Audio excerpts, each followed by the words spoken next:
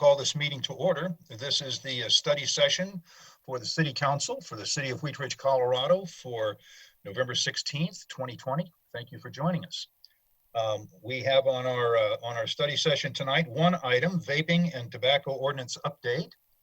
But as we do regularly, I would like to start our meeting with any citizen's right to speak on that agenda item. If you would like to speak, this is your opportunity to do so. And we will be using the raise your hand in the Zoom function, which is located in the center of your screen at the bottom. Click that to see participants and click on the participant icon and you will see the raise your hand function. If you would like to speak, please raise your hand and we will bring you into the meeting. And after we finish the Zoom participants, we will invite you into the meeting on the telephone. So Ms. Scheck, is there anyone with their hands raised in the Zoom format that would like to speak tonight? Yes, Mayor, we have Laurie Odlum. All right, Ms. Odlum, if you would like to please join us, unmute yourself. If you would give us your first name and your last name and your address, then you will have an opportunity to speak, and we limit comments to 3 minutes. So please continue. I'm Laurie Odlum, 11490 West 38th Avenue, Wheat Ridge. And I would like to speak on this item if it is appropriate for me to start now. Is that all right? Yes, it is. Thank you.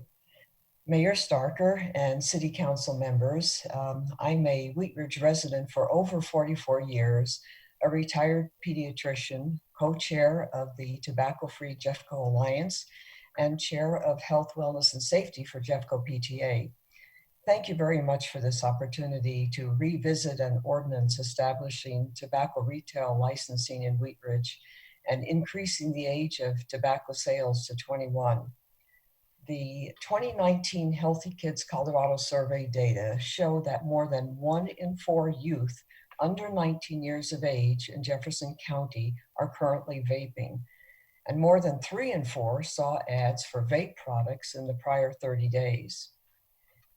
Several studies show that youth who use e-cigarettes are more likely to become lifelong smokers, with a recent study reporting that even adolescents who had no previous intention of smoking were 4 times more likely to begin using conventional cigarettes after vaping. And cigarette smoking remains the leading cause of preventable death in the United States. Nearly 95% of adult smokers started smoking before age 21. It's known that brain development continues until at least age 25, and that the developing brain is particularly vulnerable to the detrimental effects of psychoactive drugs.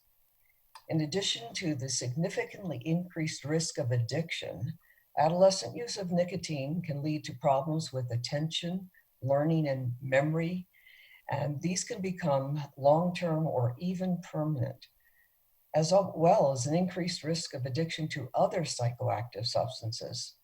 A 2019 study found that teens and young adults with a history of regular nicotine e-cigarette use were 3.5 times more likely to start using marijuana than their peers who never vaped.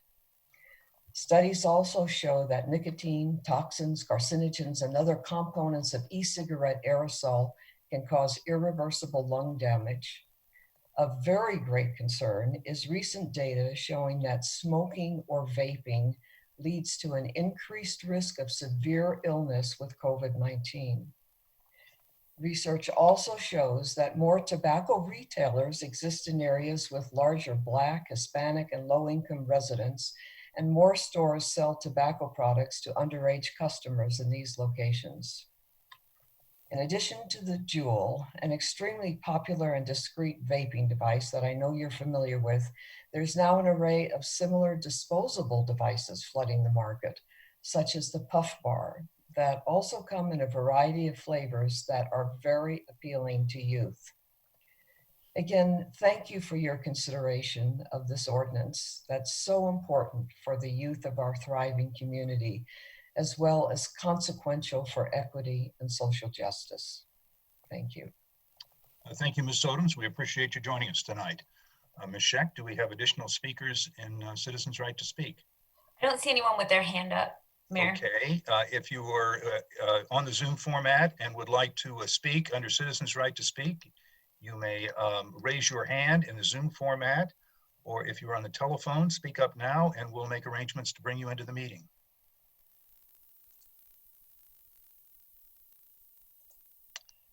If you're on the Zoom format, at the bottom of the screen is the participant button. If you'll click on that, the next screen will have a wording on the right-hand side, lower right, to raise your hand. If you want to speak, please use the raise your hand function, and we will bring you into the meeting.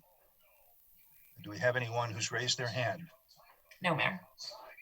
Okay, anyone, we'll do one more call to speak, citizens' right to speak. Now is the time to do it. And we don't see anyone, so we will close our citizens' right to speak and go to our staff report on this. Mr. Goff, Ms. Schilling is on the memorandum, but I will go to you. Yeah, thank you, Mayor. Yes, Mary Ann Schilling is here this evening to present this. But just briefly, this topic has been on City Council's agenda for quite some time. If you remember, we brought this forward, and we decided at that time, about a year or so ago, to wait to see what the state of Colorado was going to do with the legislation, and they did eventually pass a bill in the 2020 session. But then COVID hit, and we also decided to put this on hold for a bit also, so that because the passage of this ordinance would have some impact on our businesses, so we didn't want to overwhelm our businesses during this pandemic. But we thought it was time to bring this forward to give you an update on the state bill and get some direction if council wants to move forward now or wait to a later date. So I will turn it over to Mary Ann, and she will introduce our guest and give you a summary of where we're at today. Thank you. So good evening, Mayor and City Council. I'm Mary Ann Schilling, Assistant to the City Manager. I'm here tonight with Ellen Stern, Tobacco Policy and Strategic Initiatives Team Lead for Jefferson County Public Health. We are here tonight to discuss a proposed youth vaping and tobacco ordinance. We have Division Chief Jim Lawrence and City Attorney Jerry Dahl on deck for questions if needed. So last time, as you may recall, I was here to discuss the tobacco ordinance in December 2019. And at that time, we went through several considerations for City Council to provide direction regarding this future ordinance. The summary at that time was to move forward with an ordinance that included the following. So minimum age to purchase tobacco would be 21, minimum age to sell tobacco would be 18, no tobacco products would be available to customers via self-service. Products would not be sold via mobile conveyance, which is delivery, and then licensees would have proactive enforcement checks. For the items that did not receive consensus that evening, it was requested that I return with additional information, which is first, the estimated cost of implementing the licensing program, whether or not it would make sense to require tobacco retailers to be at least 500 feet from a school, information regarding language and penalties for selling tobacco without a license, and then finally, whether or not fines could go toward education related to tobacco use. So I'm just going to pick up where we left off, and I'll first provide an update on the items related to House Bill 1001, and then following that, I'll provide a general summary of kind of the whole regulatory environment, and then ask for direction on those remaining topic areas, as well as those proposed regulations to include in a future ordinance. So first things first, for House Bill 1001, I am going to go over that one first, since it does have impacts and some of the updates that I'll be providing. So the bill, which regulates the retail of cigarettes, tobacco, and nicotine products in Colorado, it was passed in July of 2020. And to summarize that, all retailers who sell cigarettes, tobacco products, or nicotine products are now required to obtain a state license. Additionally, the minimum age for the sale of these products across the state has already been increased from 18 to 21 years of age. As Patrick mentioned, we are in a pandemic, so this bill was initially planned to be effective in July 2021. However, due to the pandemic, the program has been paused. So at this time, we don't have an estimated date on the state's official rollout. However, the state does plan to work in partnership with local agencies in order to develop a plan to regulate these businesses. So moving on to the updates from the last meeting.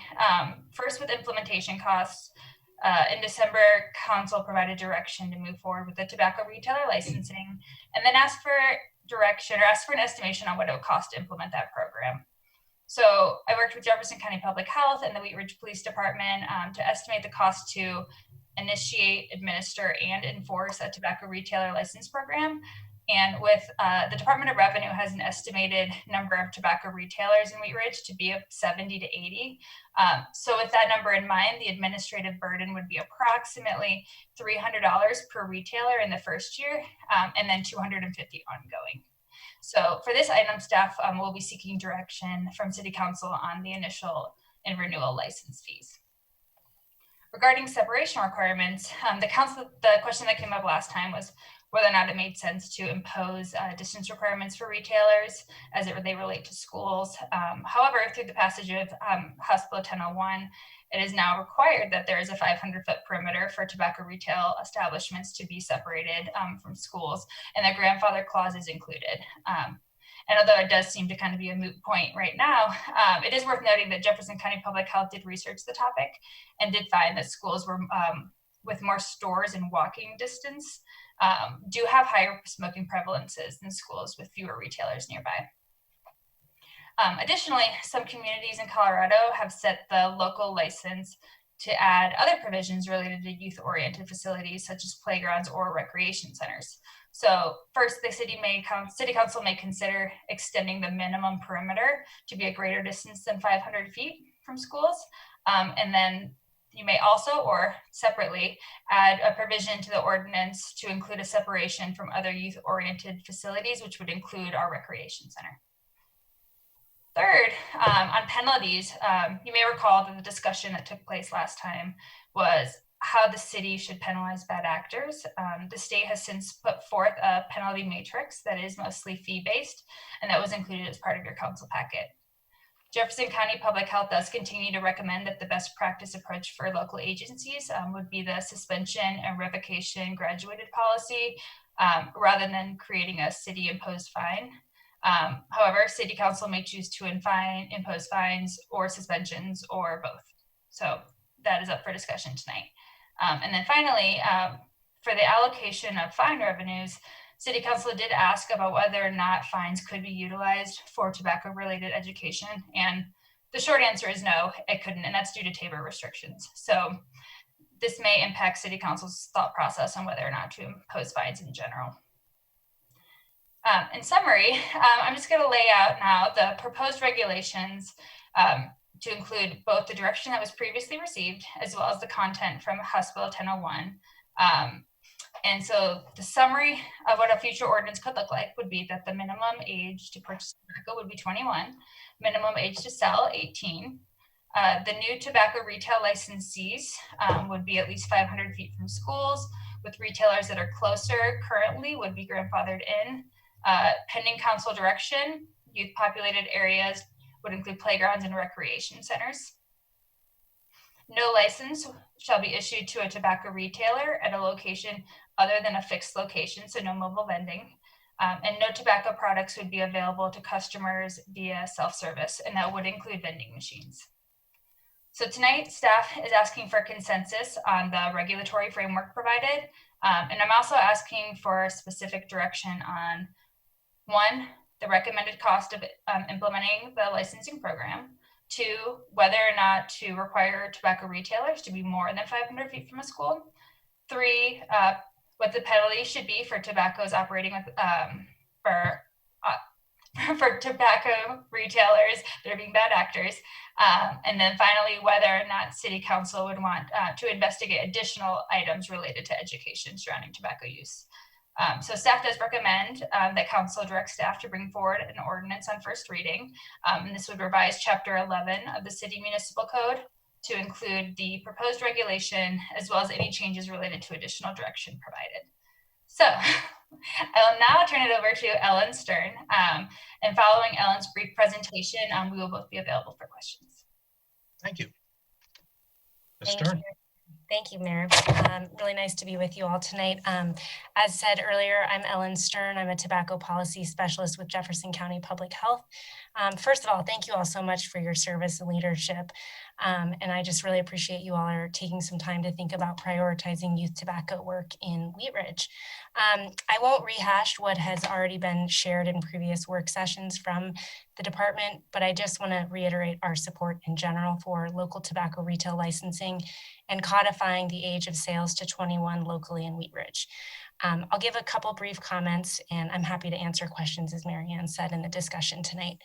So research has shown around the country that those communities that have adopted tobacco retail licensing have shown a reduced teen smoking and vaping rate. So in Minnesota, for example, where there's 14 communities that have local licensing, adolescent use of tobacco products dropped by 28%, and the successful underage purchases dropped from 39% to 5%. I guess you all are probably very familiar with liquor licensing and marijuana licensing. And so I know there's probably a lot of questions tonight about kind of the dual nature of what we're proposing here today, which is a local license on top of a state license, and would just submit that those other two categories of consumer products already have these same structures of a local and state license for age-restricted sales. Tobacco has not had widespread local licensing or state licensing until recent years. The state actually used to penalize local communities who wanted to regulate or license cigarette retailers. This preemption provision was removed about 2 years ago, and this past year, as Marianne said, 1001 was passed to build further on tobacco prevention efforts. Colorado was only one of 10 states that didn't have statewide tobacco licensing previously. And while we applaud the state for their work on this, we do continue to advocate for local licensing, and we've been proud to partner with a number of communities in Jefferson County to that end in recent years, as you see in your packet. If council wants to move forward with an ordinance, a few of the provisions we would just highlight, Marianne has included them in detail in the packet. The annual licensing fee for tobacco retailers, with the cost being adequate to ensure a strong system with retailer education, administration of the license, and funds for 2 compliance checks a year. And that would not be an addition to the state 2 compliance checks. It wouldn't be in lieu of that. So as Marianne said in the packet, several communities have the licensing fee in the range that you all are considering, the $200 to $300 per year. And as she said as well, the suspension and revocation system is our preferred approach because they can be more influential in changing behavior and making sure that retailers are educated about the law. Third, we would just encourage monitoring and compliance with the law. This could look like an annual report or something to that effect, where there's just some transparency about the violations, and that will really help inform your work on council and the public about tobacco control efforts in Wheat Ridge. And then finally, as really just an applause to you all for the work that you all have been doing around racial equity conversations in Wheat Ridge. As a connector to that work, we know that tobacco use disproportionately impacts lower income communities and communities of color. And as we know that tobacco retail licensing can be a foundation for a health equity approach to make progress not only in reducing teen tobacco use, but consequently a lifetime of tobacco use. So I'll just conclude by saying that we support this proposal and moving forward, and we do think council can strike the right balance between establishing an effective local youth tobacco prevention strategy and setting a reasonable licensing fees on businesses that works in tandem with the state program once it rolls out. Thanks so much for your time, and I'm happy to answer any more detailed questions about the contours of the proposal. Pardon me. Thank you, Ms. Stern and Ms. Schilling for that presentation. We will open it up to questions from council. If you have a question, please raise your hand. Mr. Urban. Thank you, Mr. Mayor.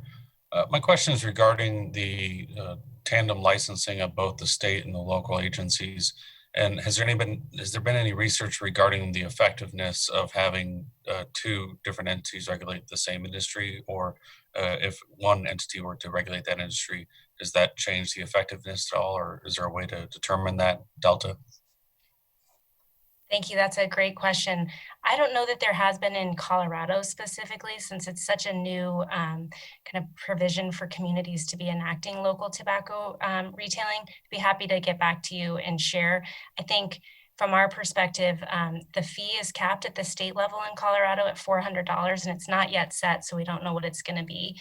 They're able to hire about 12 FTE to do all of the enforcement in the state. And so our greatest concern is that enforcement is not going to be adequate to cover, as Marianne said, there's 80 retailers just in Wheat Ridge alone to cover the entire state. And so we do think that, like alcohol sales in Colorado, which have been, and perhaps the police department can speak to this as well in terms of the effectiveness of working in collaboration with the state and leveraging each other's resources and capacities to make sure that people are abiding by the law.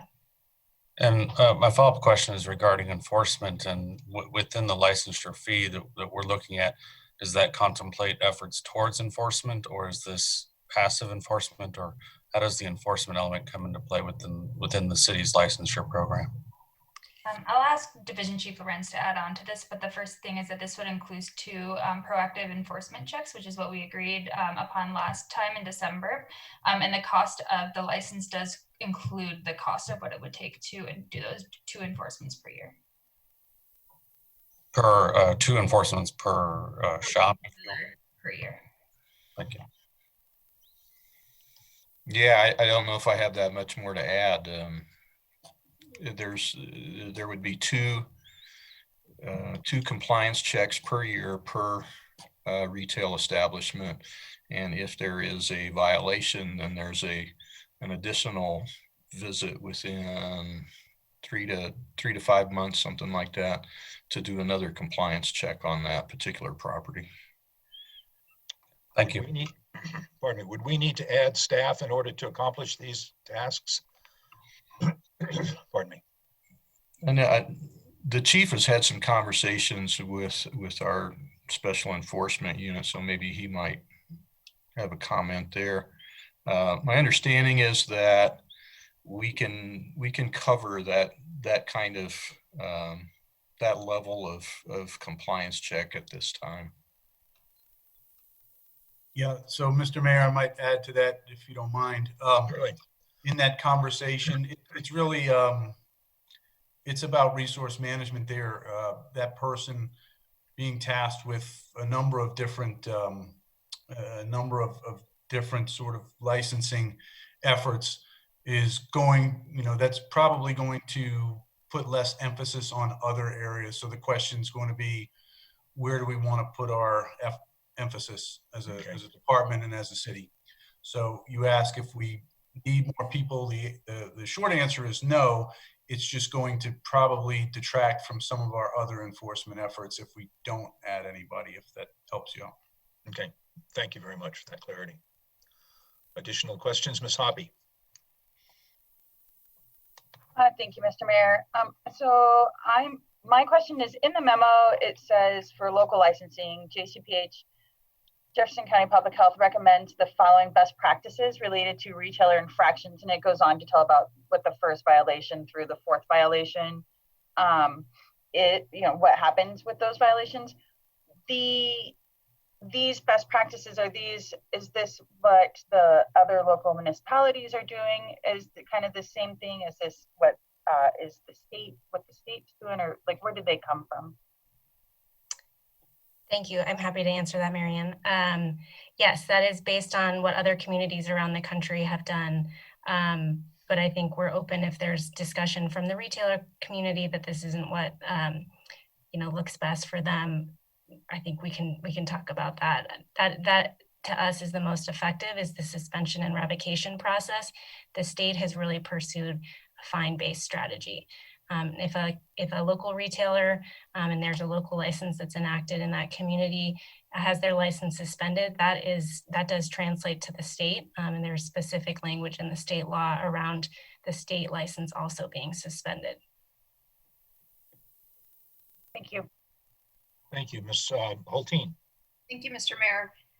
Regarding the fine process, I'm in agreement with the recommendations from Jefferson County Public Health that a revocation process, suspension and revocation would really have the most impact. I'm concerned, if a retailer is seeing enough revenue from underage sales and thinks they can get away with it, then they're going to take their risk on that. Whereas if they risk losing all of their cigarette sales to, everyone legally, then I think that's a stronger motivation.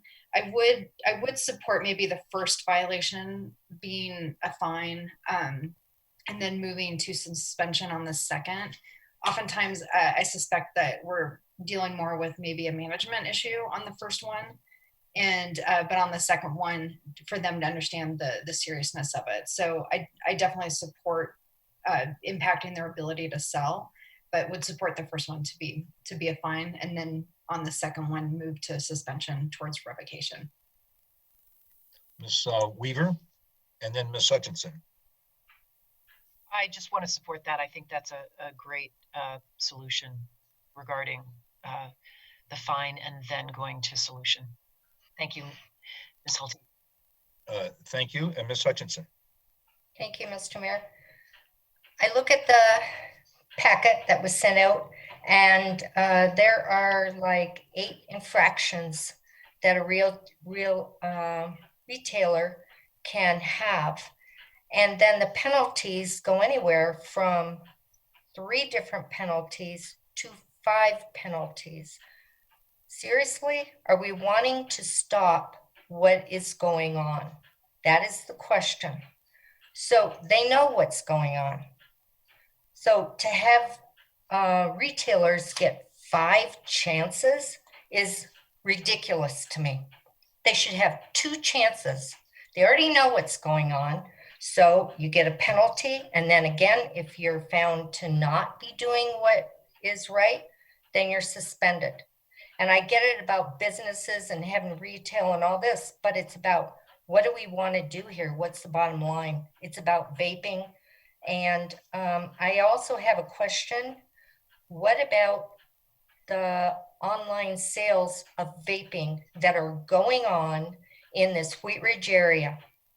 Because you can Google it, you go on there and it asks, are you over 21 or under 21? If you're over 21, you go to the website, okay?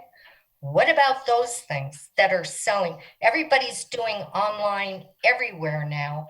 So just because we have retailers here, this stuff is still being sold locally online and there's no addresses or anything. Who's following up on that? That's just my question. Thank you. Thank you. Ms. Stern. Thank you for the question. So the state law does contemplate more regulations around online sales, but the rules, as Marianne said, have not yet been set up. And I actually talked with the Department of Revenue on Friday, and they said that is going to be one of their biggest challenges because it is a big universe of retailers and figuring out how, age verification and that whole process. It's definitely a big issue, and they're going to try to tackle it with the rulemaking process, but it's unknown when they'll restart those conversations at the state. Thank you. Ms. Hoppy. Thank you, Mr. Mayor. So in the memo, there is a list of infractions and then penalties, and these are the ones by the state. And then after that, it goes on to have the recommended, best practices. Are the recommended best practices is that considered for all these infractions? So let's say the recommended best practice for first violation within a 3-year period is that you are suspended from selling tobacco for 7 days. Would that be if you fail to put up a proper warning sign in your store? Would that be the same? So all infractions get treated all the same, basically. Yeah, I'm not sure if we got into that deep of a discussion on those the last time we discussed this. So maybe that's something we need to talk about a little bit further. I think it could be either if they violate any one of those infractions that are in state law that they would get a violation, or city council could choose which ones of those would constitute a violation. I don't think we've made that decision yet, Ms. Hoppy. Okay, I think that I would be in support of our first violation being a fine and then moving through the list of violations as recommended, and for then it to be for all of the infractions, for any infraction. But if the first violation is suspended for 7 days, and that is simply for an infraction of not having a proper warning sign posted, then I think we need to kind of pick it apart. So I think I'll just kind of see where everybody lands with what they think the first violation should be. Mr. Urban? Thank you, Mr. Mayor. My question is regarding the connection between the state and the local agency and the fines that are charged. Who receives those fines? If you receive a first warning from the state, does that equal a first warning from the city? And how do those work in tandem? Do they have to pay both a state fine and a local fine during the first violation, or how do those work in concert? I think that Mr. Urban, the current structure is the fines would only be associated to the state. So the state would receive the revenue. If the city council wants to go with just a suspension revocation tiered structure, the city wouldn't receive any fines unless it sounds like we're getting support for first violation as a fine. So the city would receive that fine amount, but in the chart, in the table above that paragraph, that's all goes to the state, is my understanding. The city wouldn't receive any of that. And so if a City Wheat Ridge licensed retailer were to receive a violation from the state, are we notified of that violation? And does that constitute a first violation on our part, or how does that work?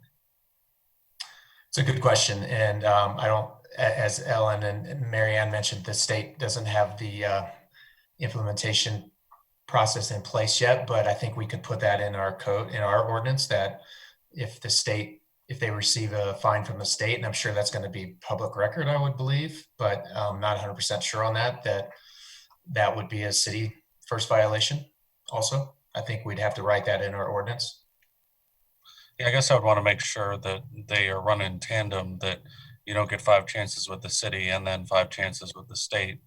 And if the state can provide us some sort of tickler or notification if a licensee has received a violation, that would help us figure out how we deal with it, so that there's not 2 different systems going at the same time that aren't talking to each other.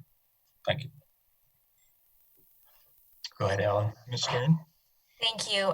Yes, so in my conversation with the Department of Revenue, they very much plan to have a database.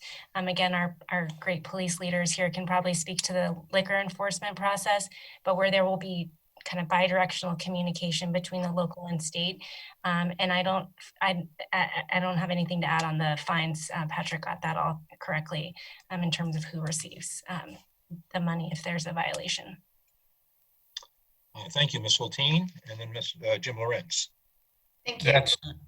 That's true. And as far as liquor goes, we're notified when there's a state violation. It counts towards a Wheat Ridge licensing issue. I'm assuming it would run the same way. Thank you. Thank you, Ms. Hulteen.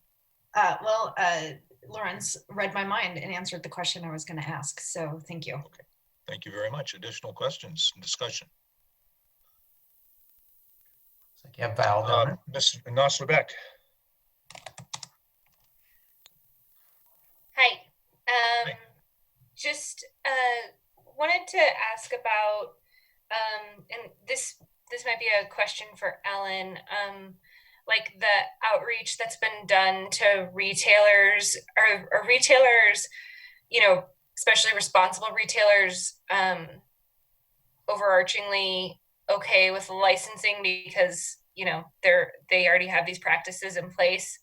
And then I think a question for Marianne or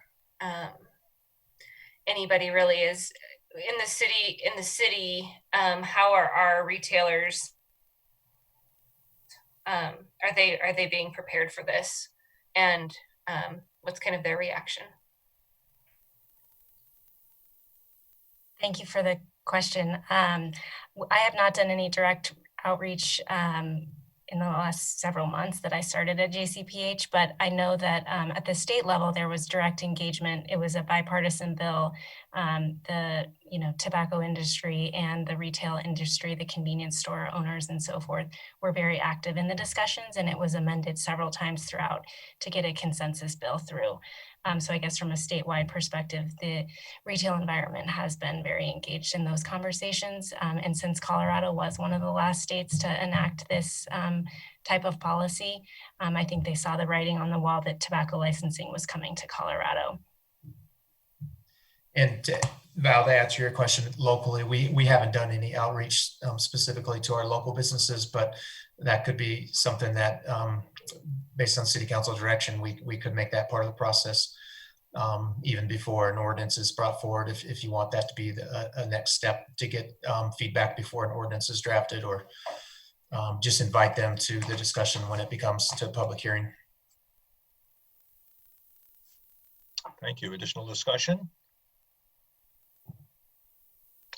Ms. Hutchinson. Thank you, Mr. Mayor. I have just a question regarding, this is a different subject, but it's about the liquor stores. If the state makes a complaint and the city goes in, what happens then to what does the city do about that?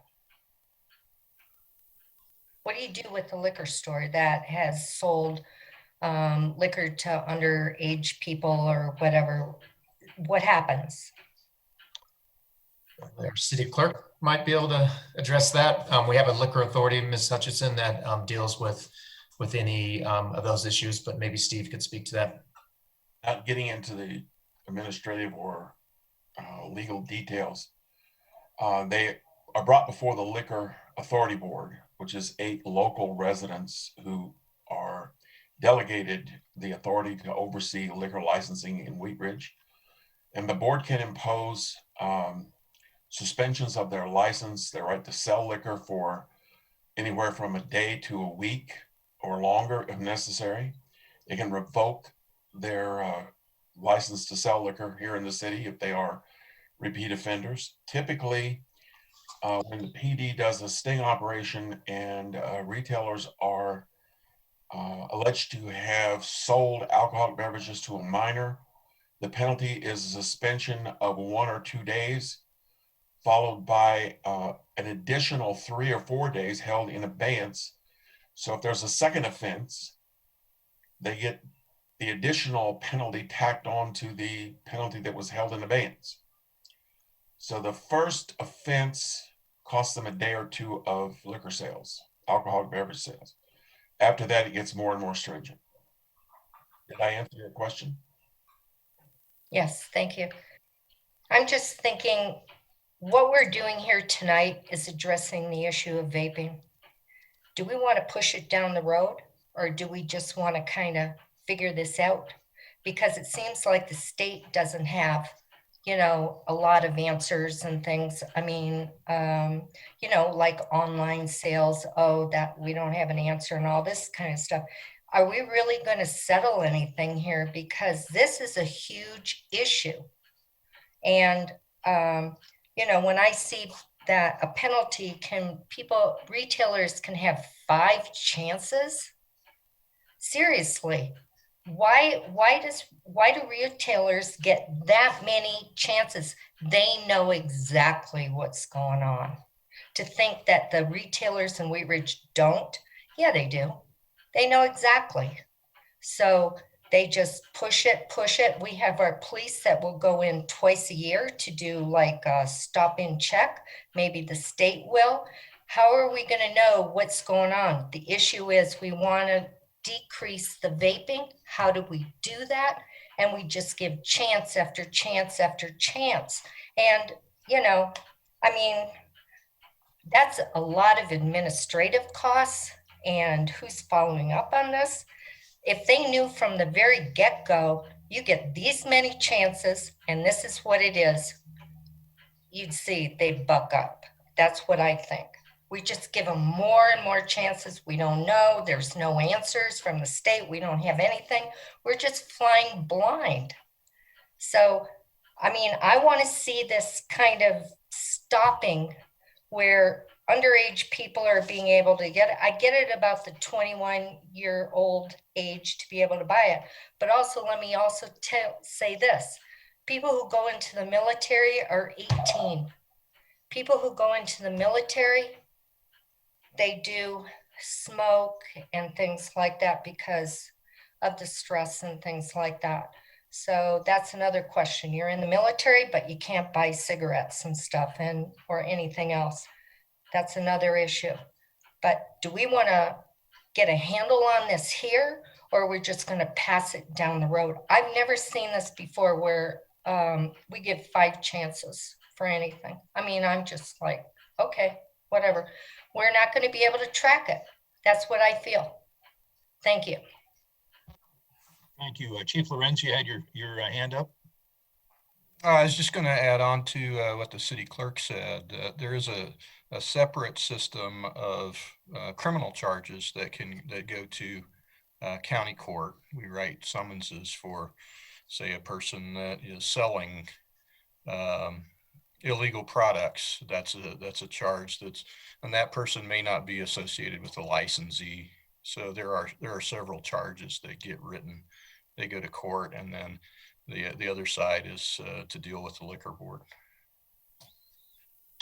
Thank you, Ms. Hulteen. Thank you, Mr. Mayor. I'd like to bring up a couple of the other things under consideration tonight. One of the things that we're looking at is whether or not to expand beyond the 500 feet to 1,000 feet. And you know, I've done, just through some of my observations for bike ped stuff, I've spent a lot of time sitting on the corner of 38th and Kipling, observing the middle school and high school traffic that goes through there before and after school. And you know, 500 feet is not a particularly great distance from a school property, and I would definitely support, considering that we're grandfathering existing businesses, I would support extending that to 1,000 feet, because they get out of school and they really immediately just go into the closest convenience store. And a lot of convenience stores have that, they only allowed so many students in at a time, and they try and do their best to manage some of those impacts. But I would support 1,000 foot from any retailer, and then also including youth activity centers, because I think, you know, we have to recognize we've got really great parks and recreation in the city. And, you know, it is, as we heard from the statistics tonight from Ms. Odom and Ms. Stern, that, you know, the exposure and being around it leads to use that, as they get older, you know, gets to more and more serious use. So, you know, I want to be reasonable with our businesses, but, you know, as Ms. Hutchinson said, we're trying to put a public health issue here. And you know, the vaping's everywhere, and then it's in our parks. And so yeah, I'm supportive of extending to 1,000 feet and including youth activity centers. Thank you. Thank you. Ms. Dozman. Thank you, Mr. Mayor. So just for the sake of standardizing this policy, I think that following HB 20 would be beneficial as far as like the violations go. And then I think the more stringent best practices in our packet from JCPH as far as suspension and revocation, I think that is amenable as well. And to Councilmember Hulteen's point, as far as you know, grandfathered in and then having a longer distance from either youth activities or schools, would that follow the business or would that follow the property? Because we've seen a lot of instances in which there's been like turnover at our convenience stores. So if a new owner comes in and buys that same convenience store, but it's still a convenience store, will they no longer be grandfathered in? Because I'm a little concerned about that. And I don't know how many, or if you know the number of businesses that are within that range that are currently selling tobacco. It's a great question. I don't know, maybe Mr. Dahl could address that. I'm not sure if that's something council has discretion to write into an ordinance that they're either grandfathered in or not based on a new licensee. Yeah, I think that you can, because this is a business license. It's not really the same as a as a use, that, a permanent use that's granted to a property, and the property owner has built, structures in reliance on that use. It's a business license really for one product line for that particular licensee who's been in business and is selling that product line. So a different business, I don't think has the, you can make it run with the property, but that would mean you've got property forever at that location that can sell. And I think it's within your power to say it runs only with the licensee, whoever the licensee was at the time you create this system. Okay, and then Patrick, do you have a number of businesses within that vicinity, like that 500 feet vicinity currently? I don't think we've pulled that up. Marianne, I don't think we have. As she mentioned earlier, we do have about 80 some in the city, but apologize, we don't have that number. We can pull that up for our next discussion if you'd like. Okay, and then how does this affect like cigar shops? Because I know we have at least 2 in Wheat Ridge, and I believe at least one of them allows for like smoking in the shop. So I mean, how would that work? I think cigar shops are allowed to have smoking within the shop if that's their main revenue source of selling cigars. But if it's a bar with just a box of cigars and they're selling them, that's not allowed. So I believe cigar shops would be exempt from that portion, but we're not talking about that here. I'm not sure they're a tobacco user. They'd have to get a license, I'm assuming, unless you want to exempt cigar shops that have a certain percentage of their business from only cigars. I suppose you could put that in the ordinance also. Okay, thank you. Thank you. I have Ms. Hoppy and then Mr. Stites.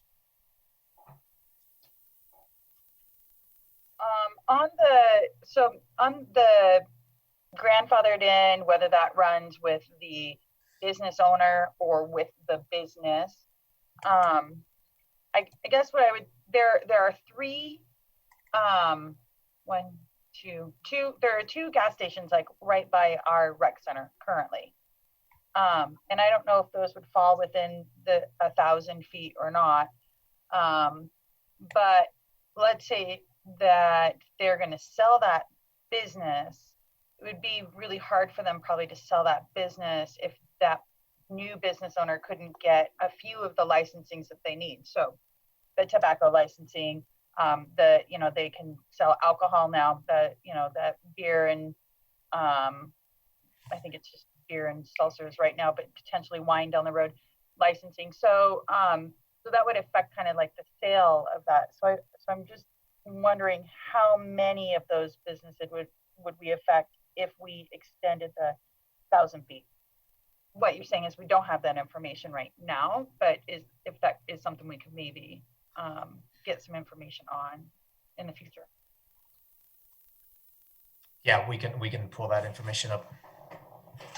Now, I'm not sure if we have a similar concept with liquor. I don't know if Dahl or our city clerk knows with grandfathering in, or I believe a liquor license runs with the licensee, not a property. Or is that true?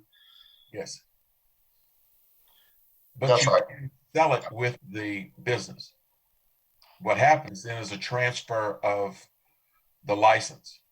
So there's a formal process for that because, of course, the new liquor licensee has to pass the same stringent regulations that the former licensee had. And of course, the liquor licensing authority, Steve's point's a good one. The liquor licensing authority has the ability to say no to a transfer to a new licensee. So that's very different than the license simply running with that business or running with that property automatically. And for somewhat of a consistency purpose, I would recommend if we could make some of these regulations as similar to other licenses that we have, just so that, I mean, it just becomes cumbersome and it's confusing for the businesses if it's that much different for all the different licenses they have.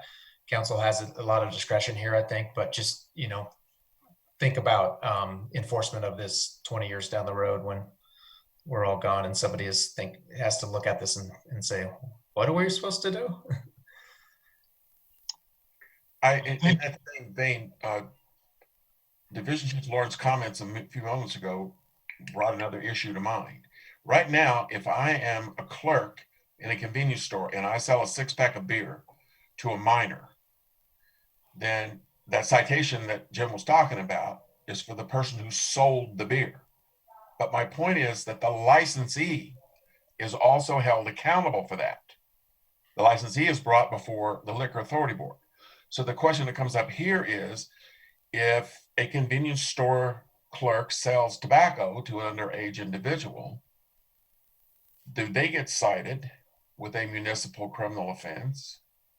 Or is the business licensee accountable for that, or both? And I think if we don't make that clear in the ordinance, we'll have another discrepancy that we're trying to deal with. I would hate to see someone who is a clerk get fined for selling tobacco and let the licensee walk. Because under liquor law, you have to train your staff to check IDs, etc. So they're already accustomed to doing that. Let's just think about putting that in the code. Thank you. I have Mr. Stites, Ms. Hoppy, Ms. Dozman, and then Ms. Hutchinson in that order. So Mr. Stites. Thank you, Mr. Mayor. I guess, my concerns were similar to Ms. Hoppy's, that we have a lot of existing businesses that seem like they kind of need licenses like that near Everett and near Wheat Ridge Rec Center and some of the parks and things like that. So if those businesses like Circle K sells and a new one comes in, I feel like, not that it should be automatically able to transfer, but the eligibility of that location should maybe be able to transfer or be grandfathered in. And I wonder if maybe we can put some of this towards the liquor authority as well, because a lot of the regulations will be the same. So maybe what Patrick just said, is there some way that we can get the liquor authority and make it more like an alcohol and liquor, or tobacco and liquor authority involved in that licensing or in that continuation of that? Is that something we can do, or are we too far in this process to go back to that?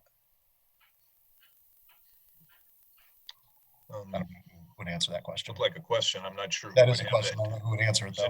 Does anyone have that answer?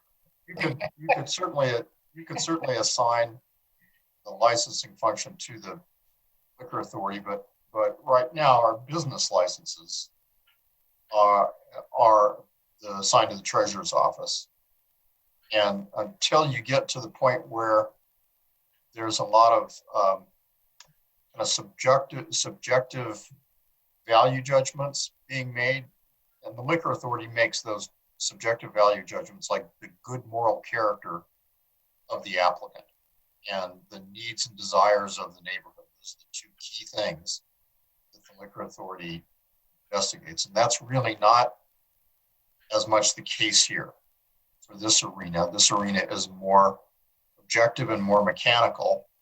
And again, it's up to the council, but it would seem to me that that it might be still continue to be housed best in the office of the treasurer, because it's a business licensing matter in a kind of mechanical way. That's my thought about that.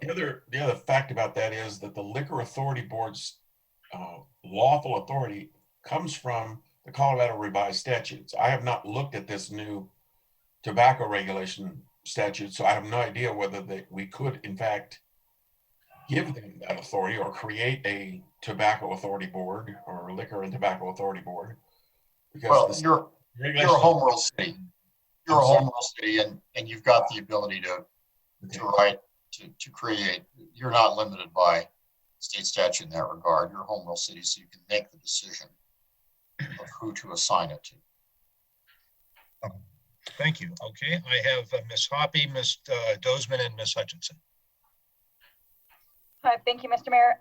So would we be able to say something like the new business owner can have a transfer of the licensing, kind of like with the liquor licensing, but then they have to apply for the actual license themselves, a new business owner, as long as the business stays congruently in business. So if, let's say, there's a convenience store on 38th Avenue that's empty, and it went out of business after the 7-Eleven across the street opened up.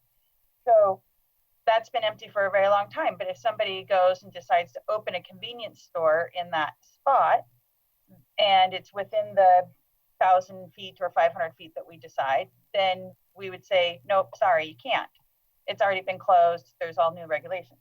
However, if somebody were to buy the 7-Eleven and it stays open and it keeps working, or it keeps open and selling, then they would be able to transfer it. So if there's a loss of business, if there's a lack of business activity, then could we say, because of the lack of business activity, this can no longer be grandfathered in? Yes, it's all in the drafting, but you clearly have broad authority here to do that. Thank you, Ms. Dozeman, and then Ms. Hutchinson. Thank you, Mr. Mayor. So I just wanted to kind of expand on some of the comments that Patrick made, and like where I'm leaning in a lot of this is trying to be as standardized as possible with this statewide statute, as well as surrounding municipalities and some of the county suggestions, just so we don't have so many variances amongst cities. And granted, you know, we have that home rule municipality, and we have the ability to enact more stringent policies. But I think that as of right now, given how much we have going on, especially with COVID and our retail businesses not really being necessarily a part of this conversation at this point in time, I think that like creating, you know, a 500-foot distance and following the HB 20 recommendations and the JCPH recommendations, and implementing those right now, and moving forward with those would be beneficial. And I would really like to see either the license be able to run concurrent with the property. We just have a ton of convenience stores that I think would fall within 1,000 feet of schools and parks and recreation centers, and so I'm leaning more towards the 500-foot regulation as opposed to 1,000-foot, until we better have those numbers and can determine, you know, how many of the convenience stores that sell tobacco products would fall within that 500 and 1,000-foot vicinity.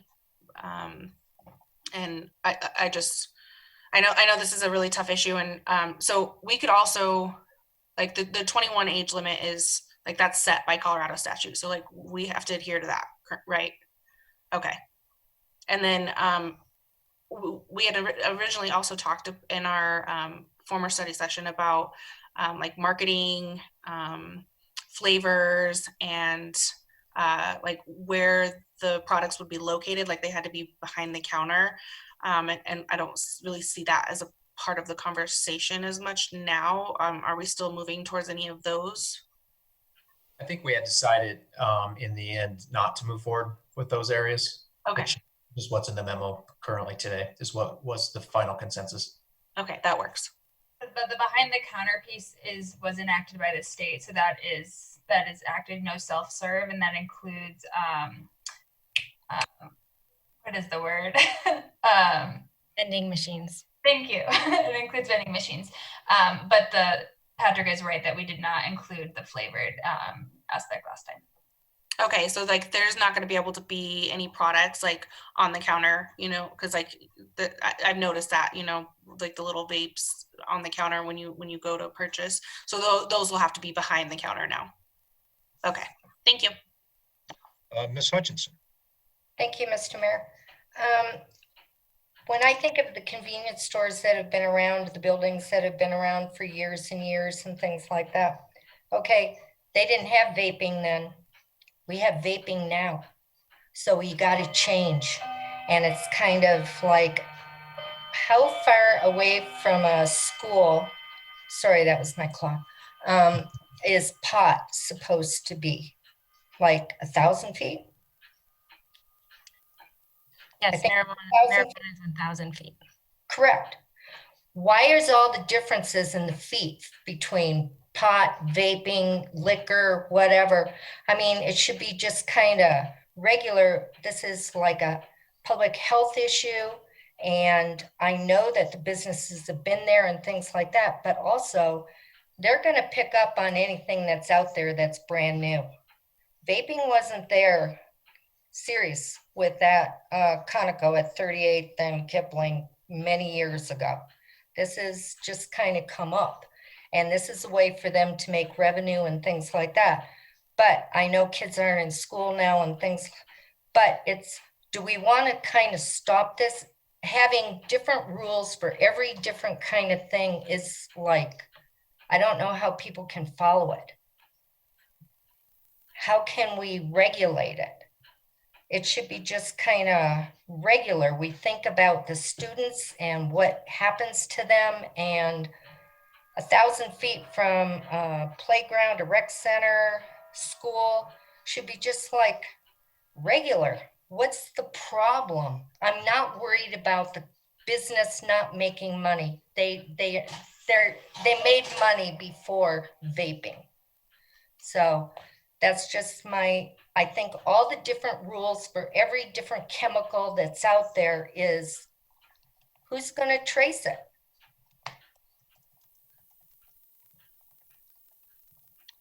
Thank you, Ms. Hoppy. Thank you, Mr. Mayor. I was going to try to find a few consensuses, but I saw Ms. Hulteen's hand up, so I'll ask her if she would like to go first. Okay, Ms. Hulteen. Thank you, everyone. I was just going to actually just express my support for Ms. Hoppy's suggestion that we let the licensing grandfather with the land, and if there's a 1-year dormancy, then they lose that grandfathering. And I think, you know, at this point, the convenience stores know their locations, and, you know, we're, I would say, fairly saturated with convenience stores. So, you know, I would love to encourage, I would love to see old convenience stores turn into new uses. So I think that that's a respectful way of, if a business ownership turns over, or, you know, if they relicense under a different name, that, you know, I think we should be supporting them and protecting them. And it's, you know, they're a convenience store, they're good for our community in a lot of other ways. And I think the other regulations here are going to really tamp down on the, you know, visibility and accessibility. You know, as for comparing the licensing of this to liquor licensing, you know, the difference is we don't have kids, you know, super visibly walking through our parks and our communities vaping, and, you know, it's not as big and visible. And it's I think I understand the desire for consistency, both from the city side and working with our business community to have a little bit more consistency. But, you know, I just don't think it's the same thing as how alcohol is sold. I mean, alcohol is usually, you know, it's handled in a very different way and has been around for a lot longer in terms of regulatory environment. So, so I don't know if I necessarily see them together, and I'm okay with a more like regulated environment around the vaping and tobacco products, because we're stepping into it right now and it's pretty pervasive. So thank you, Ms. Hoppy. Thank you, Ms. Hoppy. I'll return the floor to you. Thank you, Mr. Mayor. I'd like to see if we have consensus to implement a licensing program for $300, the initial fee, and $250 for renewal fees. Okay, it looks like we have consensus on that. Thank you, Mr. Mayor. I would like to see if we can find consensus to allow grandfathering, but with no business activity for 1 year, then the location will no longer be considered for a grandfathering. So the license runs with the property unless it's dormant for 1 year? Yes, then no grandfather. Looks like we have consensus on that. because we are going to allow the license to run with the property, I'd like to ask for consensus that any new tobacco licensing or anyone who has lost their opportunity for grandfathering will be 1,000 feet from 1,000 feet from schools, and to extend that to our recreation center. School and recreation center, 1, 2, 3, 4, 5. Looks like we have consensus there. When you, can I get a clarification on that, Mr. Mayor? Yeah, sure, certainly. You just want it to be the recreation center, or do you want to include Anderson Park Recreation Center also, or just the main recreation Sorry, center? both recreation centers. I don't want to include the parks necessarily, but both of the recreation centers. Okay. And do we have a standard measuring device for that? Is that as the crow flies or as the pedestrian walks? We've used both. I think we changed it for marijuana to pedestrian walk. Should we keep it the same? Or is it crow's fly? No, I think it was pedestrian. We changed it, didn't we, Mr. Dahl? Do you remember? Yeah, we did. And that's really the better measure, because you're trying to affect, people's movement, really. Okay. Continue, Ms. Hoppy, or I've got Ms. Dozman with a question, unless you're at a stopping point there. Go ahead, Ms. Dozman. Ms. Dozman. Thank you. Yeah, so I guess my question for that would be, does that also include like the active adult center and like other public buildings such as, libraries, or is it just like the 2 recreation centers? Okay. Looks like the 2 rec centers. All right. Okay, Ms. Hoppy. Thank you, Mr. Mayor. I'd like to see if we can find consensus for the penalties for selling tobacco without a license to the first penalty would be a $500 fine. The second penalty within a 3-year would be suspended for 7 days. The third penalty within a 3-year would be suspended for 30 days. The fourth, violation, those are all violations. The fourth violation within a 3-year period is you're suspended for 1 year. And the fifth violation within a 3-year period is you are revoked and the license will be deemed ineligible to apply for a tobacco retail license for 2 years. I have a question. Okay, question, Mr. Urban. Would that be violations of the city licensing program and the state licensing program, either or? Good clarification. Thank you, Mr. Urban. I think that it should be in any violation, whether it is state or city violation. So any one of those infractions listed in the table? Any one of the infractions, which is why I started with the very first one would be a fine. The rest of them are what was suggested in the memo for the best practices for retailer infractions, just with the numbers changed. So instead of the first violation, it's now the second violation. The only infractions we have, though, are what's listed in the state bill at this point. The city doesn't have any separate infractions. So just to make sure everybody understands that. Okay, let's see a show of hands on that. If that's clear to everyone, a show of hands on consensus on that.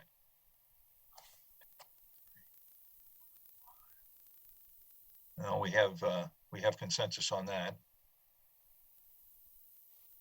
I just wanted a clarification on that. So we'll have to carry the penalties of the state. So every infraction would come with a fine, and then we're going to place the additional suspensions and revocations on top of all of them. Good question for clarification.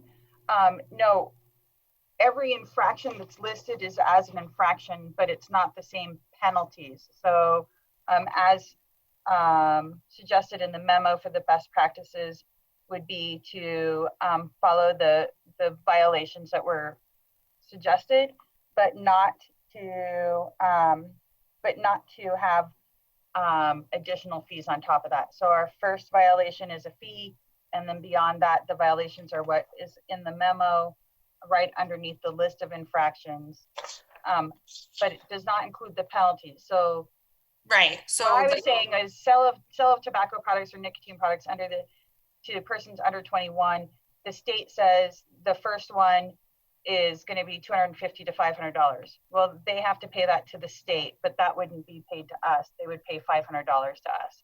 But then their second one would be, they would just be suspended for 7 days. Okay, thank you. So that, yeah, so they'll have to pay the state fine, and then they'll have to pay our fine, and it'll carry the suspension and revocations. Okay. I agree with that in the respect for most of the infractions. I think the warning sign violations, I think some of these are less, I don't know, they're not as heavy in my mind as far as needing the sort of penalties of suspension. And how long will they have to come in to compliance? And are we going to be implementing this before the state of Colorado? Ms. Hoppy? I was just going to ask for a consensus for us to look to run in compliance along with the state. So to try to be in compliance by July 2021. However, knowing that the state, that we don't know if they're going to meet that deadline, having some sort of flexibility when we come to our second reading to be able to change that date if needed. Ms. Stern, did you have a clarification there that you? Yes, I just wanted to clarify, we should know more in March or April from the state about whether or not they'll meet that July 1st deadline. And so happy to stay in contact and share any updates from the state as they come available. So this would be consensus to follow the state's guidelines. Or Mr. Urban, did you have a question? Yeah, my question is regarding a new business that opens tomorrow to sell tobacco within that limit, or they have until July next year to get regulated. So do we need any kind of moratorium or ability to restrict the new locations that would sell tobacco between now and then, or how is that gap or period covered? Yeah, good question. I guess if this doesn't become effective until July or later, it's free reign until then, unless you want to put a moratorium on it. Well, I guess one question would be, as it relates to the grandfathering, what kind of parameters are around the definition of grandfathering? Is it that they've been selling for the past 2 years, or do we have an ability to write our own grandfathering clause? Mr. Dahl, do you know what constitutes grandfather? Typically, the way ordinances are written is if you're in business or in place with a lawful activity on the effective date of the ordinance, and you want to grant grandfathering, then that's the measuring tool you make, because it's pretty easy to determine that. I think it would not be impossible, but more difficult to say you needed to be in business on this date, and you have to have been in business for X days before that date. That requires a lot more staff research. Kind of bright line test for grandfathering, and most times that it's used in statutes and ordinances, is were you in place and legally in place on the date of effectiveness? Thank you, Ms. Hulteen. Thank you. I'm curious. I know a lot of what we're talking about here, we're recognizing that this is a program and enforcement that would need to be communicated to the retailers, and we need to let them know it's in place and how it's going to be enforced. Is there what is our timing with the city for businesses to renew their licenses every year? Assuming it's a January 1st. I think they're due at the end. They're due by the end of January. I'm sorry, Allie can answer that. Yeah. Our code, they pay just the business license fee by the end of January, and then after that, our code talks about how late they are, and then the fee going up. So business licenses are due in January. Okay, I'm just wondering if there's any way to piggyback some of the licensing communication to let businesses know that would be impacted that this is coming, since we're just recognizing there's a lot of business communication issues going on here. We usually send a tax reporter out at the end of it's usually now November, I think December, something that goes out that reminds all businesses that they need to renew and if there's any changes in tax law. So I'm not sure if we could get it out with that mailing. It's since nothing's been officially adopted at this point. I don't know, maybe Allie, has that gone out yet? Are we still planning to do one this year? We're sending out renewal minders, and we're sort of pivoting to online. And so one thing we have been doing is we've gone on a really aggressive email collection campaign in the last 6 months. And so, I do think that we actually have some better tools at our disposal to quickly reach businesses when we are ready. Okay, great. Thank you. Ms. Hutchinson. Thank you, Mr. Mayor. Does City Council get any report about how this is all going as far as, businesses that have been, had 3 violations or something like that? I don't know if is that public knowledge or not, or it's just private for them and they just keep on going, doing whatever they're doing.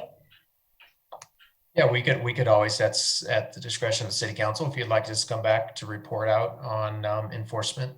And I don't know, Mr. Dolph, we'd actually could provide specific business names, or we could just give you summaries. I don't know. I don't think it would be confidential.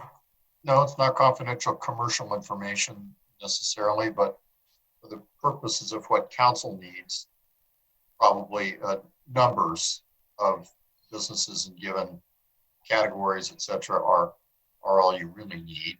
I try to disclose less when you don't disclose no more than necessary to serve the purpose.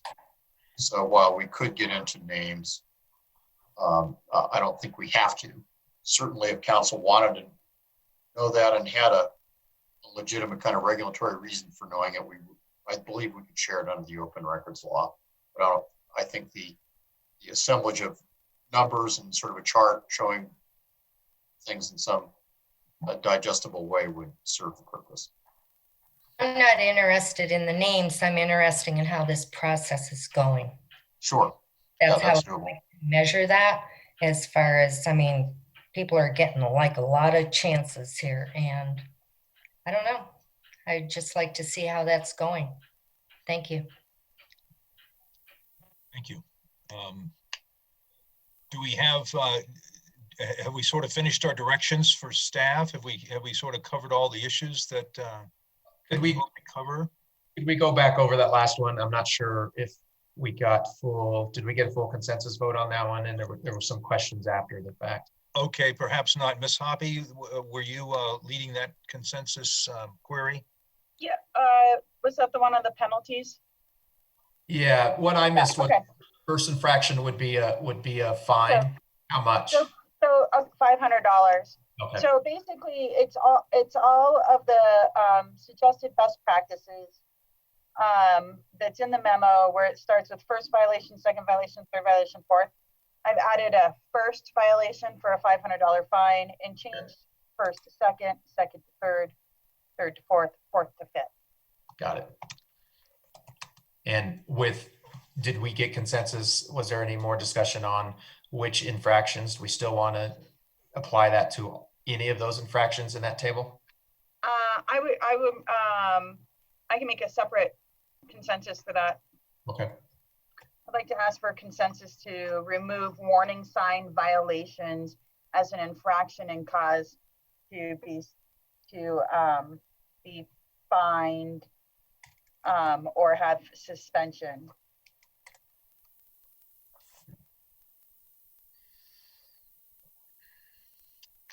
Okay, we have consensus on that one.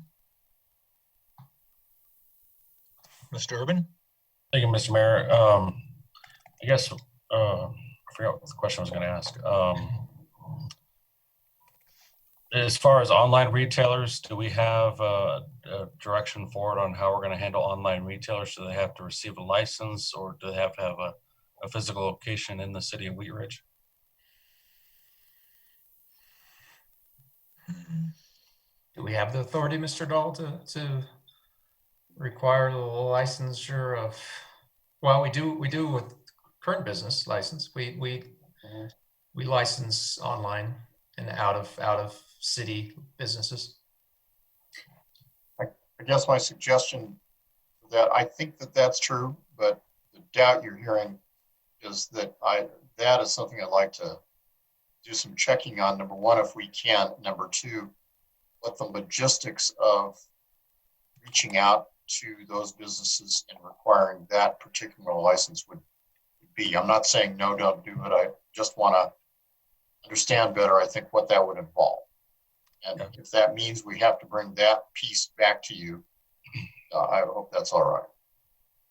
That'd be great. I don't know if I need to make a consensus for us to go forward with researching that, or if that's just. Yeah, that'd be helpful. Why don't you do that? Do we have consensus to research that issue? We do. Thank you.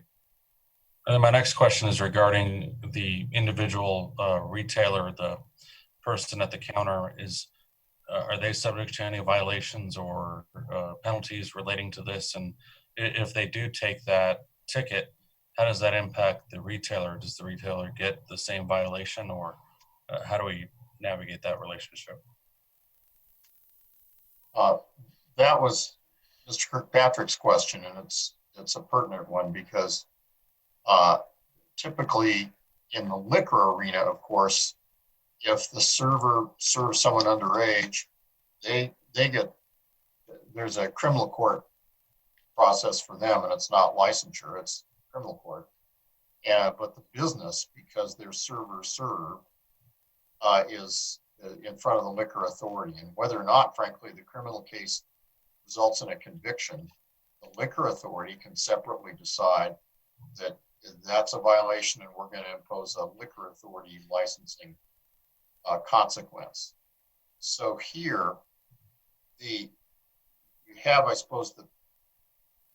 the ability to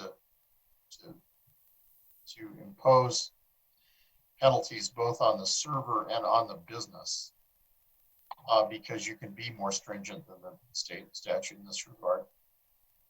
But there's probably a greater reason to look just to the business and have a consequence just for the business with respect to what their employees do, rather than worrying. I mean, now I'm entering a social policy arena, but rather than worrying so much about what the employee doesn't try to punish the employee, there really is, a pretty good impact is the impact on the business. So in contrast to the liquor arena, I think you can not require necessarily there be any kind of criminal or fine for the person doing the act, but instead of the consequences of the business. I would tend to agree with that. In the context of this being a new arena for regulation, it seems like we can move forward with regulating the business. And if that doesn't work, then we can move to the individual cashier, if you will, and leave that for further work down the road if this doesn't tend to do that. Thank you. Okay, Ms. Hutchinson? Mr. Mayor, I have a question. If a person is underage and they're selling liquor, serving liquor, or whatever, aren't they to be supervised? How would that be different than if they were in a convenience store and selling a product where people are to be 21 and they sell that and they are there by themselves? Should they not be supervised if they are able to sell that product to people that are 21?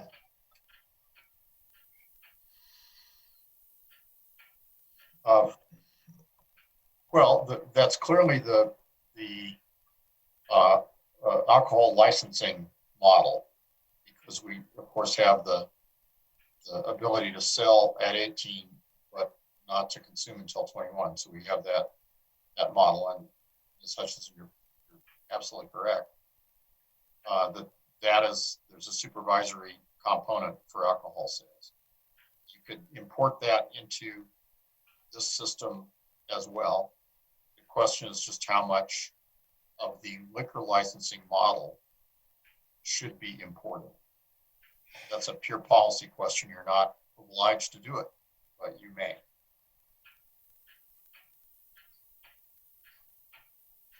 Thank you, Ms. Weaver. Thank you. I'm going to go back to what Ms. Hulteen was speaking about earlier. It's very hard to combine liquor and tobacco licensing issues. They have very, very different historical backgrounds, and whereas I very much appreciate wanting to put them together so that it's easier, they just have very different traditions in this state, and I hesitate trying to necessarily make them similar. Thanks. Thank you. Mr. Urban. I'd like to bring forward a consensus regarding cigar shops that are in the business of selling cigars would be excluded from the licensing program.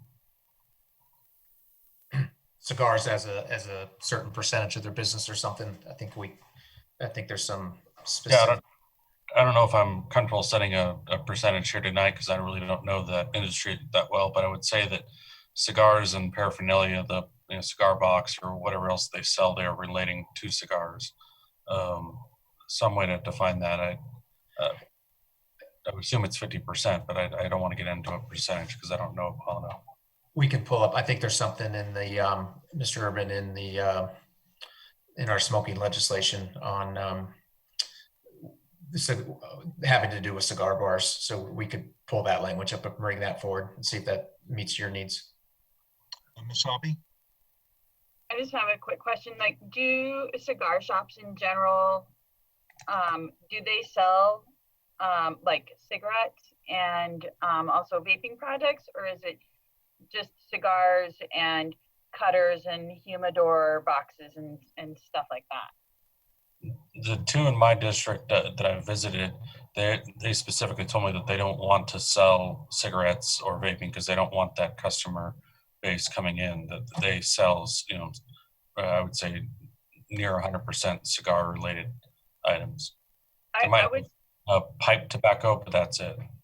I would support your consensus if we say something like cigar shops that do not sell packaged cigarettes or liquid nicotine or vaping products. Yeah. Ms. Weaver? I would just also like to clarify as an amendment to Mr. Urban, just to clarify smoke shops as separate from that, like a place that's selling just paraphernalia, not cigars and not tobacco products, but so that. Oh yeah. Yeah, that makes sense. It's a shop that only sells cigars. Thank you. Mr. Urban, would it be unlawful to sell cigars to someone under the age of 21? I would assume that's in the state law, and I don't know whether they're exempt from the state legislation or not, but if they are not, then the state will be licensing those entities. So it's not like they're not going to be outside the purview of somebody. Thank you. Ms. Hoppy? Oh, I was just putting my hand up for Zach's consensus. Thank you. Okay. So a consensus on Mr. Urban's memorandum, and that passes. We have consensus on that. Ms. Hulteen, are you in consensus mode, or are you okay? Do we have any more issues, Mr. Goff and Ms. Schilling, that you think we need to solve with council tonight? Marianne, anything else on the list? No, I mean, I guess the only thing would be just to bring forth an ordinance to include the original kind of summary of the regulations that were from the previous council meeting, and to include the amendments that have been made today. Okay. Any more discussion? Would you like to bring this back so it coincides with the state? And as Ellen mentioned, we should know more maybe in March, so we could time it. We could wait till March before we bring back a first reading. And so we have a better idea of what the state's doing. Does that sound timing wise, consensus on that? I would just add to that relative to the grandfathering in process and whether we write it into the ordinance or the state provides us with some definition as it relates to if someone starts selling tomorrow, are they able to move forward with this, or is there going to be a particular date in March when the ordinance comes forward that if they're in business by that date, then they can continue? So. Okay. All right. Ms. Hulteen? Thank you, Mr. Mayor. I guess I'd just like to add on that I'm okay with bringing it back for first reading in late February or March, but would like to stay with that, even if the state seems to be delaying a little bit. I think it's something that's impacting our community right now. And even if we're passing it to go into effect in alignment with the state, I'd rather be moving forward with clarity, in part from Mr. Urban's comments about grandfathering. But I don't want to kicking the can down the road if the state is, at least in terms of getting it passed and being able to start communicating what it is and what the expectations are. Okay. Is there any further discussion on this item? All right. Well, thank you very much. That'll conclude item number 1, if we have nothing further on that. And we will go to staff reports. Mr. Goff. I don't think I have anything this evening, Mayor.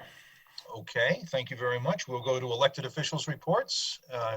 Please raise your hand if you have a item for tonight's report. Ms. Hoppy. Thank you, Mr. Mayor. I would just like to say congratulations to All Seasons Holiday Market on the corner of 38th and Teller. I was there on a very chilly Saturday afternoon for the ribbon cutting, and it's full of several local makers. And then it still has the cheese and the eggs and the bread that was across the street when it was Four Seasons Market. And I think that depending on how successful they are will depend on how much more kind of food product they're able to carry in there. But I would just say stop and check them out when you're doing your holiday shopping. Also, I saw that Posy Girl in there this weekend too, so it was great to see her shop reopened. So keep her in mind for your holiday bouquets. Terrific, thank you very much. Any additional elected officials reports? Ms. Hulteen. Thank you. I have a question for Patrick. Patrick, have you received any update on the CARES funding that the city might be receiving? Yes, thank you, Ms. Hulteen. I haven't given an update to council. I think I have to maybe some individuals, but we did ask the county for an additional $250,000 for a potential third round of business grants. They've decided not to distribute any additional funding to the cities beyond what they've already received based on population. There's been new guidance by the U.S. Treasury that the funds can be used for 100% of public safety salaries, and the county, we believe, is going to keep any additional money that they have left from their original allotment and use it for their public safety needs. Okay, great, thank you. Then I've got two things to share. Well, I guess one's a question. So it really dawns on me that Jefferson County Public Health, and I think this was underscored tonight, they have a lot of really relevant and good data and information about health concerns in our community. I think they're tracking things that are of great interest. I'd be interested in having Jefferson County Public Health just present to council sometime in the spring some of the big programs and things that they're tracking. I think that they know a lot about our community, and since we don't have our own individuals, so I'd like to request that Jefferson County Public Health just come and present to us some of the things that they're seeing so that we can raise awareness. Would anyone else support me on that? Mr. Stites? Okay, we will extend an invitation to them to come back and report to us. Thank you. Thank you. And then I have an ask of everyone. The Wheat Ridge Active Transportation Advisory Team has a program in which they refurbish used bikes and distribute them to people in our community. A lot of them go to Title I students, and other times it's just neighbors in need of a bike that they need for commuting to work or for health. And the house where they're being stored, that person is moving, and we are looking for a place to store it's not me, I'm not really with the ADATs anymore, but the ADATs are looking for a place to store about 25 to 30 bikes. And so if anyone knows of a location that can take in some bikes, it's a great community service and would be greatly appreciated. Thank you. Thank you. Additional elected officials matters. Mrs. Weaver. Thank you, Mr. Mayor, and thank you, Rachel. We might talk about the farm as a possible location. I was just curious because I was getting online today to find out about rapid testing, and I actually went to both the city site and the Jefferson County site and had trouble identifying places where I could go to get a COVID test. And I just was curious if I could get the answer, but also if we could clarify that on our city website on places that we could either go, what the cost is, and how fast you can get it. Because I know that there are several day tests and there are immediate tests. And so I don't know if anyone has that answer for me, but I had trouble finding it online today. Thank you. Yeah, we could definitely add some stuff to our website. The problem is it changes almost daily. That's what I was wondering, yeah. And I just got a test myself and did some research, and many of the urgent care facilities in our area do rapid testing. Okay. And that they have both the drive-through and in person. Kaiser, if you're a Kaiser member, you can get an appointment with Kaiser for a free test, both antibody and it's not a rapid test, I don't believe. But this the state has Allie knows this, I believe, three or four mobile locations. City Manager, from what I understand from reading Jeff Coe's bulletin last week, the only community testing site they were actually talking about in Jefferson County was Stride in Lakewood, which is limited to 150 tests a day. I was on hold for about 15 minutes at Stride today, and so I gave up trying to get information from them. Yeah, I do think we have a bit of a deficit in that regard in Jefferson County in terms of those community testing sites. But to the city manager's point, this does change all the time. So we'll go research and make sure, the sites that I'm aware of, unfortunately, are in the city and county of Denver. And it's not that anyone can't go there in terms of community testing, which is, I think, what you're describing, perhaps for people that don't have insurance or don't have easy access. Or even just how much it costs, or if you have insurance. I am not able to go to my doctor because they're in another part of the city, and I was realizing just for some possible places that I might be going that I'd like to get a test. And so I just, I know some you have to have symptoms and some you don't, and really this was just sort of like trying to get a baseline before I was in contact with other people. If that Thank makes you for that feedback. Yeah, we'll work on that. Thank you. Thank you. Additional elected officials matters before we adjourn this evening. I would like to thank the last Saturday I had coffee with the mayor online, and we had a robust discussion, and I appreciate everyone joining us. Ms. Hulteen joined us, and thank you very much. We will meet again with coffee at the mayor on 9 o'clock on December 12th. We have our next council meeting a week from now on the 23rd of November at 7 o'clock at this forum. Mr. Mayor? We do not. Actually, we do not. We will be back at study session on the Pearl Harbor Day on December 7th. Exactly. Thank you very much. Mr. Urban. I had a question about the holiday lighting, the celebration. Local Works mentioned it's a virtual event. Do we have any more information about what's that going to look like? We do. I got an update this morning. Apologize, I didn't write notes down, but it's going to be over 3 weekends. We're going to have they're going to have numerous events, and we'll make sure we get stuff out on the website and on Local Works website. I think they're just finalizing details, but we are going to have a virtual tree lighting ceremony at our same place on the green on 38th Avenue. On one of the Saturdays, there's going to be I'm sorry, I don't have the exact dates, but we'll get their information out. And then another Saturday, we're going to have Santa Claus at Anderson Park on a fire truck, and we'll be handing out little gift bags. And we talked today about giving out coupons for local businesses. So folks can go buy and shop at local businesses and some other goodies in the bags, safely put together and social distancing. We're also having a lighting, I think both a residential and a commercial Christmas holiday decoration contest.